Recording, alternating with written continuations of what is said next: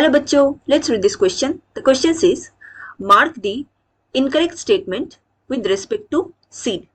तो यहाँ पे हमें सीड के रेस्पेक्ट में जो इनकरेक्ट स्टेटमेंट है उनको सिलेक्ट करने हैं. Given A, the seed coat has two layers, the outer testa and inner tegmen. B, the hilum is the pore on seed coat. C, both plumule and radicle are enclosed in a sheath known as coleoptile. D, the food storing tissue of castor is endosperm. E, generally monocots have non-endospermic seeds except some like orchids.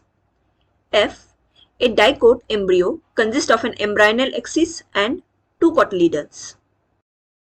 So, इन सारे statement में से जो incorrect statements है उनको select करके सही options को select करने हैं from the given 4 options. So, the key concept of this question here is seed. So, हम each statements को separately analyze करेंगे. पहला स्टेटमेंट कहा गया है seed coat has two layers, the outer testa and the inner tegment. ये correct statement है.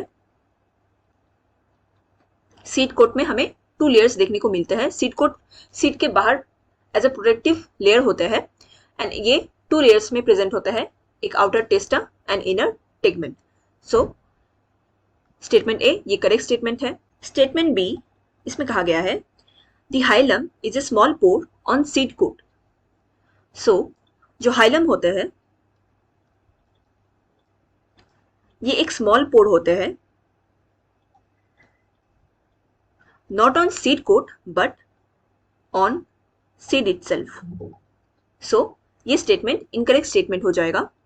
Hilum seed के ऊपर एक स्मॉल पोर होता है, not on seed coat. Seed coat seed के ऊपर का आउटर लेयरिंग होता है. सी, both plumule and radicle are enclosed in sheath known as coleoptile. Now, plumule ये क्या फॉर्म करते हैं? It forms the shoot apex.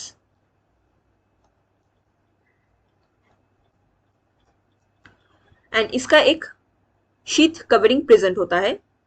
Plumule की कवरिंग को कहा जाता है कोलियोप्टाइल.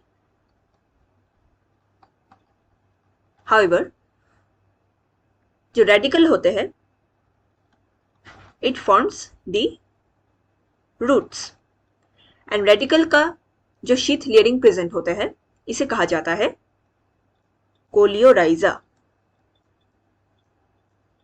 सो इस स्टेटमेंट में कहा गया था कि both plumule and radicle are enclosed in sheath known as coleoptile. So ये स्टेटमेंट इनकरेक्ट स्टेटमेंट हो जाएगा. D, the food storing tissue of castor is endosperm. Castor ये एक डाइकोट प्लांट होते हैं. यूजुअली डाइकोट प्लांट्स में हमें नॉन एंडोस्पर्मिक सीड देखने को मिलते हैं, लेकिन कैस्टर के केस में इनके सीड के अंदर एंडोस्पर्म परजिस्ट करते हैं.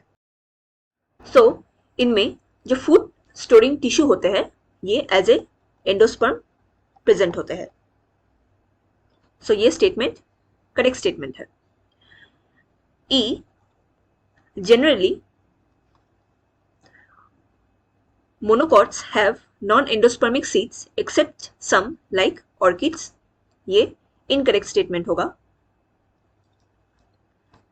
क्योंकि generally जो monocots होते हैं इनमें endospermic seeds present होते हैं, not non-endospermic seeds.